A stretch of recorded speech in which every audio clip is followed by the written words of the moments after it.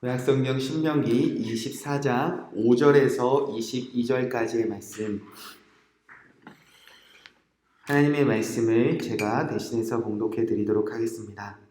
사람이 새로이 아내를 맞이하였으면 그를 군대로 내보내지 말 것이요 아무 직무도 그에게 맡기지 말 것이며 그는 1년 동안에 한가하게 집에 있으면서 그가 맞이한 아내를 즐겁게 할지니라. 사람이 맷돌이나 그 윗짝을 전당 잡지 말지니 이는 그 생명을 전당 잡음이니라. 사람이 자기 형제 곧 이스라엘 자손 중 한 사람을 유인하여 종으로 삼거나 판 것이 발견되면 그 유인한 자를 죽일지니 이같이 하여 너희 중에서 악을 제할지니라.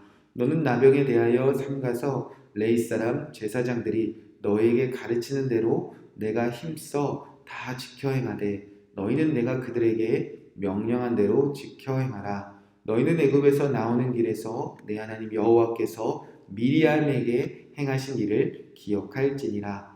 내 이웃에게 무엇을 구워줄 때에 너는 그의 집에 들어가서 전당물을 취하지 말고 너는 밖에 서 있고 내게 꾸는 자가 전당물을 밖으로 가지고 나와서 내게 줄 것이며 그가 가난한 자이면 너는 그의 전당물을 가지고 자지 말고 해질 때에 그 전당물을 반드시 그에게 돌려줄 것이라. 그리하면 그가 그 옷을 입고 자며 너를 위하여 축복하리니 그 일이 내 하나님 여호와 앞에서 내 공의로움이 되리라.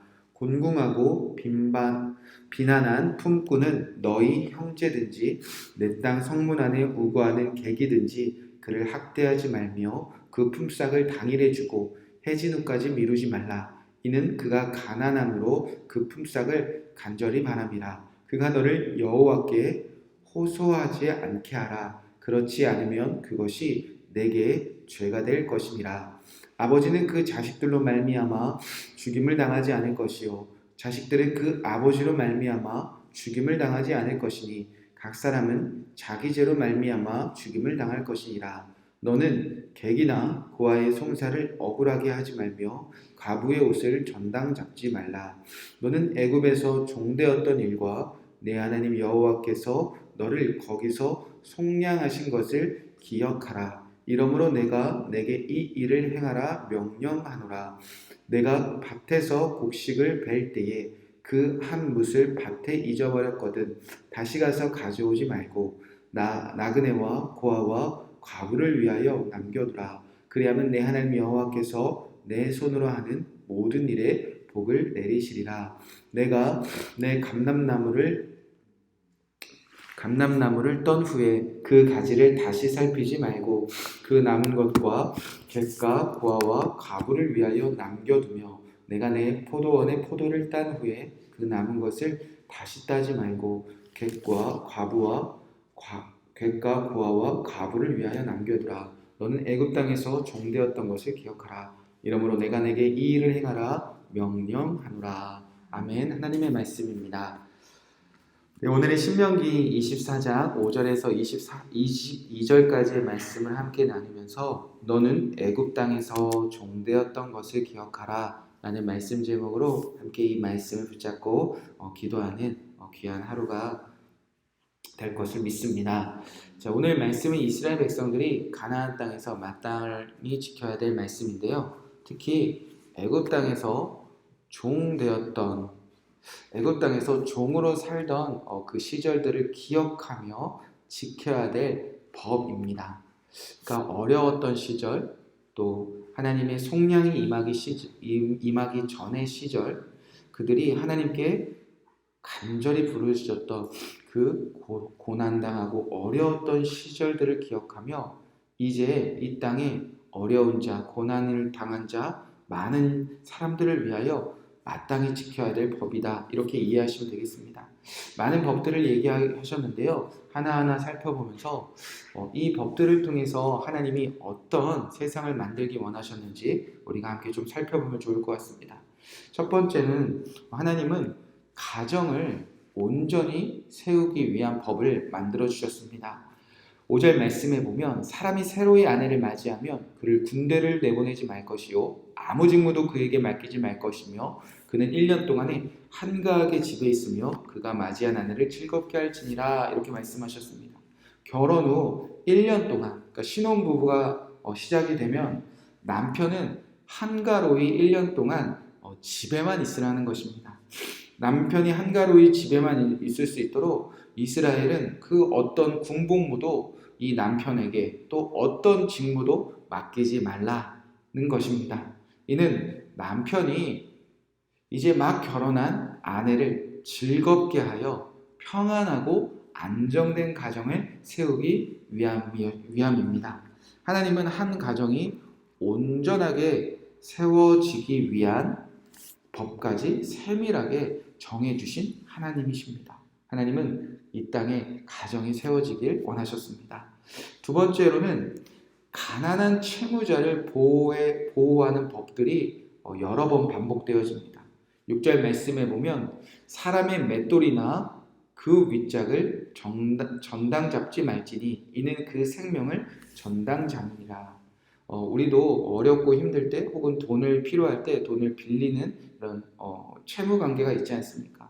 그런데 이스라엘 사람들도 재정이 필요하거나 재정적으로 어려움이 있을 때 돈을 빌리는 경우가 있었다는 것입니다. 그럴 때 돈을 빌려갈 때 물건을 전당 잡히고 빌려줄 수 있는 법이 존재했었다는 겁니다. 그런데 아무리 돈을 빌려줄 때 전당 잡을 그 금지 품목들을 하나님께서 정해주셨다는 것입니다. 첫 번째로는 맷돌입니다. 그리고 이 맷돌의 윗짝을 절대 저당 잡지 말라는 겁니다. 왜냐하면 유대인들은 주식이 빵이었는데 빵을 먹기 위해서는 맷돌로 곡류를 갈아서 하루 끼니를 해결하기 위한 그 빵을 만드는데 이 맷돌을 썼다고 합니다. 이 맷돌 전체를 가져가는 것은 무겁지만 그 윗짝은 떼어서 가볍게 쉽게 들 수 있는 그런 구조였다고 합니다. 아무리 누가 돈을 빌려줘도 한 가정이 살아갈 수 있는 끼니를 해결할 수 있는 그 살림살이를 최소한 서로 보호해주는 그런 사회를 만들어 가라고 했다는 겁니다. 또 채무자를 보호하기 위한 법이 10절에도 13절에 말씀이 있습니다. 보면 내 이웃에게 무엇을 구워주고 하자 할 때 그 전당 잡을 그 물건을 내가 선택하는 것이 아니라 돈을 빌려가는 자가 이거를 맡기겠습니다. 그렇게 집에서 스스로 가지고 나면 그것을 저당 잡아 돈을 빌려주라는 것입니다. 그러니까 무엇을 저당 잡는 게 목적이 아니라 어렵고 힘든 사람에게 돈을 빌려주는 그런 아름다운 사회를 만들러 가라는 것입니다. 이익을 취하지 않는 거죠. 우리가 신명기를 공부하면서 배운 대로 하나님의 백성들끼리는 돈을 구워줬을 때 이자 받지 말라고 하지 않았습니까? 그러니까 돈을 빌려주는 목적은 힘들고 어려운 사람을 도와주는 목적이지 무언가 빼앗기 위함이 절대 아니었다는 것입니다. 특별히 12절에 보면 그가 가난한 자이면 너는 그의 전당물을 가지고 자지 말고 해질 때에 그 전당물을 반드시 그에게 돌려주라 말씀하셨습니다. 전당품을 맡기고 돈을 빌려줄 때도 그가 가난한 자라면 그저 저녁이 되면 돌려주라 라는 것이 목적입니다. 가난한 자의 것을 빼앗는 것의 목적이 아니라 어렵고 힘든 사람을 돕기 위해서 돈을 빌려주는 사회를 만들어 가라는 겁니다. 또 17절에 보면 너는 객이나 고아의 송사를 억울하게 하지 말며 과부의 옷을 전당 잡지 말라. 하나님께서 또 전당 잡지 못할 품목을 정해주셨는데 바로 겉옷입니다. 나그네던 고아던 과부던 이들의 옷을 전당 잡아 무언가 돈을 빌려주는 채무관계를 만들지 말라는 겁니다. 현대사에 보면 이 채무, 빚으로 많은 어려움을 당하고 있고 또 많은 그 채무의 이자를 더 얹어서 누구나 빚에 허덕이는 또 가난한 자들이 더욱더 빚에 이자를 갚는 일에 어려움을 당하는 일이 있는데요. 이 하나님이 세우신 나라에서는 가난한 자들 또 많은 사람들을 빚으로 보호하기 위한 이 세밀한 법까지 이미 이 고대 시대에서부터 정해 놓으셨다는 것입니다. 또 세 번째는 유괴에 대해서 강력하게 금지하는 법을 세워주셨습니다. 7절에 보면 사람이 자기 형제 곧 이스라엘 자손 중 한 사람을 유인하여 종으로 삼거나 판 것이 발견되면 그 유인한 자를 반드시 죽여 너희 중에 악을 제하라 말씀하셨습니다. 사람을 유괴하는 일, 사람을 유괴하여 종 삼거나 사람을 파는 그 임신매매하는 법을 하나님께서는 강력하게 금지하고 계셨다는 것입니다. 유괴범은 반드시 그 죄가 발견되면 사형에 처함으로 하나님은 이것을 악이며 이 악을 이스라엘 중에서 제거하라는 것입니다. 이유는 한 가지입니다. 유괴당하는 자, 그렇게 사회적인 약자들을 하나님께서는 보호하기 위해서 이 법을 정해주셨다는 것입니다. 어린이나 여인들 그리고 종들, 그렇게 사회적인 약자를 보호하기 위하여 하나님은 유괴에 대해서 강력히 처벌하는 법까지 세밀하게 정해주신 하나님이십니다. 네 번째는 죄인이 돌아올 수 있는 사회를 만드는 법입니다. 8절 9절에 보면 너는 나병에 대하여 삼가서 레위 사람 제사장들이 너희에게 가르치는 대로 내가 힘써 다 지켜 행하되 너희는 내가 그들에게 명령한 대로 지켜 행하라. 너희는 애굽에서 나온 길에서 내 하나님 여호와께서 미리암에게 행하신 일을 기억할지니라. 하나님은 나병에 대해서 지켜야 될 법을 말씀하시면서 미리암 때를 기억하라 하셨습니다.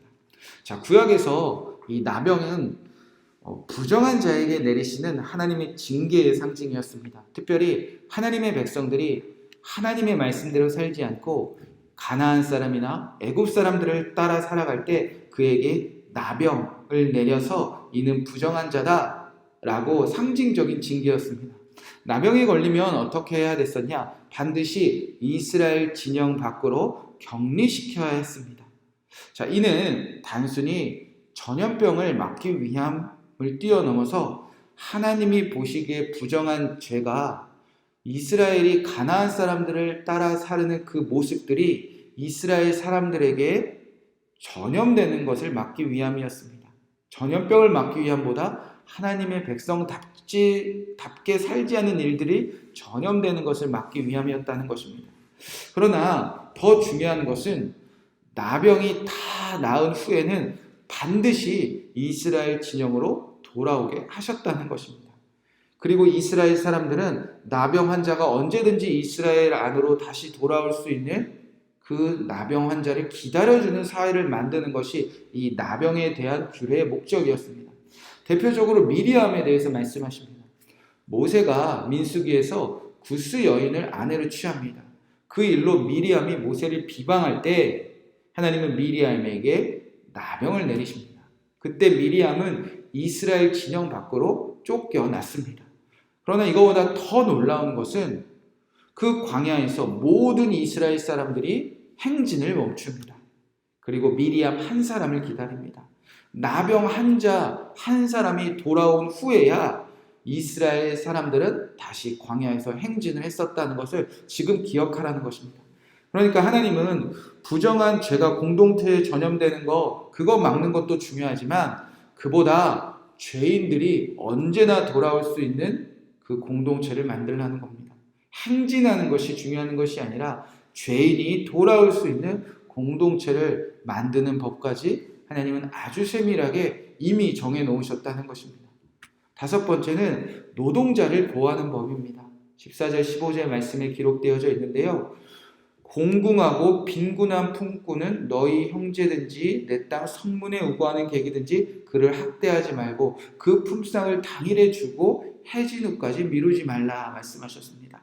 공궁하고 빈곤한 노동자, 하루 벌어서 하루 사는 노동자, 하나님의 백성이든 나그네든 그들을 보호하기 위하여 그날의 품삯은 해를 넘기지 말고 반드시 지급하라 하셨습니다. 만약 그렇지 않아 그 하루 품삯을 벗는 자가 여호와께 억울함을 호소하면 하나님이 그것이 너에게 죄가 될 것이다 말씀하셨습니다. 하나님은 이때부터 노동자를 보호하는 법까지 아주 세밀하게 정해주신 하나님이십니다. 여섯 번째는 죄가 되물림되지 않는 법을 정해주셨습니다. 16절 말씀에 보면 아버지는 그 자식들로 말미암아 죽임을 당하지 않을 것이요 자식들은 그 아버지로 말미암아 죽임 당하지 않을 것이니 각 사람은 자기 죄로 말미암아 죽임을 당할 것이라. 이 당시 고대 사회에서 가장 끔찍한 저주가 있었다면 가족의 죄를 가족에게 되물림하는 것이었습니다. 아버지가 죄를 지으면 대대손손 그 가족들을 다 멸절하는 그런 끔찍한 처형 관습이 그 고대 사회에서는 존재했었다는 것입니다. 그러나 이제 가나안 땅에 들어가 온전히 하나님의 나라가 시작되면 아버지의 죄가 자녀에게 대물림되지 않는다는 것입니다. 또 자녀의 죄 때문에 아버지도 그 죄값 치르지 않는다는 것입니다. 이제는 죄를 절대 대물림시키지 않고 죄진 자가 그 죄진 만큼만 죄값을 받게 하시겠다는 것입니다. 자, 이 당시에서는 정말 파격적인 법이었습니다. 3대를 멸절하는 법들이 가득했던 시대였는데 하나님은 이 세상에 누구의 죄도 자기 자녀들에게, 자기 자손들에게 대물림되지 않는 법까지 세밀하게 제정해 주신 하나님이십니다. 마지막으로 7번째는 다시 한번 사회의 약자들을 보호하기 위한 법을 다시 한번 강력하게 말씀하십니다. 18절 말씀해 보면 너는 애굽에서 종되었던 일과 내 하나님 여호와께서 너를 거기서 속량하신 것을 기억하라. 이러므로 내가 내게 이 일을 행하라 명령하노라. 하나님은 우리가 애굽에서 얼마나 함께 살았는지, 우리가 하나님을 만나기 전에, 구원받기 전에 어렵고 힘든 일을 기억하면서 이제부터 고아나 객이나 과부나 하나님의 속량하심을 경험하지 못하고 있는 그 많은 약자들을 보호하기 위한 법을 가르쳐 주셨습니다. 그 법은 곡식을 벨 때나 감람나무에서 열매를 딸 때나 포도원에서 열매를 딸 때나 항상 자기가 하나님께서 자기에게 주신 것에서 고아나 객이나 과부를 위하여 항상 남겨서 그들을 섬기기 위한 말씀을 정해 주셨습니다. 무언가 소출을 얻을 때 남은 거 하나도 남김없이 다 걷어가는 것이 아니라 누구든지 언제든지 찾아와서 필요한 것을 먹고 쉴 수 있는, 그렇게 가난하고 어렵고 힘든 자들을 도울 수 있는 사회적인 약자를 보호하기 위한 법까지 하나님은 이때부터 세밀하게 정해 주셨습니다. 자,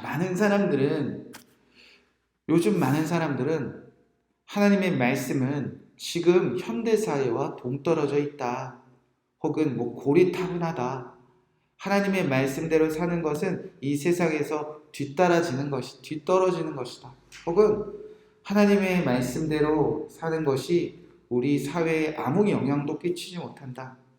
이 성경의 말씀이 이 세상을, 이 나라를, 우리 가정을 변화시키지 못한다. 그렇게 예전에 오래된 말씀으로 우리가 바라보는 시선들을 봅니다. 여러분, 그런데 오늘 이 24장 이 한 단락만 보아도 정말 하나님의 말씀이 고리타분하고 이 사회를 변화시킬 능력이 없습니까? 가정을 보호하고 가난한 채무자를 보호하고 유괴에 대해서 강력히 금지하고 죄인이 돌아올 수 있는 공동체를 만들고 노동자를 보호하고 죄가 대물림되지 않고 사회적인 약자를 보호하기 위한 법, 이토록 세밀하게 가르쳐 주신 하나님의 말씀대로만 이 세상 사람들이 살아간다면 가장 아름다운 세상이 반드시 이 땅에 시작되어진다는 것입니다. 오늘도 하나님의 말씀을 붙잡고 여러분이 기도하고 그 말씀에 순종하는 것은 이 세상 그 어떤 누구의 말이나 그 어떠한 누구의 법보다 가장 아름다운 세상을 만들어가는 가장 귀하고 가장 보배로운 말씀을 따라 살아가는 가장 귀한 삶인 줄로 믿습니다. 우리의 삶을, 우리의 세상을, 우리에게 맡겨주신 이 세상을, 우리에게 맡겨주신 이 나라를 가장 아름답게 만들어가는 하나님의 말씀대로 살아가 우리가 애굽에서 종되었던 때를 기억하며 많은 영혼들을 구원하는 저와 여러분의 삶을 살아가시길 주님의 이름으로 간절히 축복의 말씀을 드립니다. 이 말씀 붙잡고 우리가 함께 기도하도록 하겠습니다. 우리 7가지 법을 붙잡고 기도하겠습니다. 여러분의 가정과 특별히 이 나라를 위해서 기도해 주시기 바랍니다. 첫 번째로 기도할 때 가정을 보호하는 나라가 되게 하여 주시옵소서. 가정을 온전히 세우는 나라가 되게 하여 주시옵소서. 두 번째로는 빚에 허덕이지 않는 나라가 되게 하여 주시옵소서. 가난한 채무자가 보호받고 가난한 자들 것을 빼앗지 않는 나라가 되게 하여 주시옵소서. 유괴가 끊어지는 나라가 되게 하여 주시옵소서. 약자들을 유괴하여 사고 파는 임신매매가 이 땅에서 사라지게 하여 주시옵소서. 네 번째로 죄인들이 언제든지 돌아올 수 있는 공동체를 세워나가게 하여 주시옵소서. 다섯 번째, 이 땅의 모든 노동자들을 주님 긍휼히 여기시고 보호하여 주시옵소서. 노동자를 이용하여 이익을 취하는 고용자들이 회개케 하여 주시옵소서. 하나님, 죄가 되물이 되지 않게 하여 주시옵소서. 부모의 죄 때문에 두려워하지 않게 하여 주시옵시고 자녀들의 죄 때문에 두려워하지 않게 하여 주시옵시고 죄값을 치르고 하나님 주님께 다시 돌아오는 가정과 이 사회가 되게 하여 주시옵소서.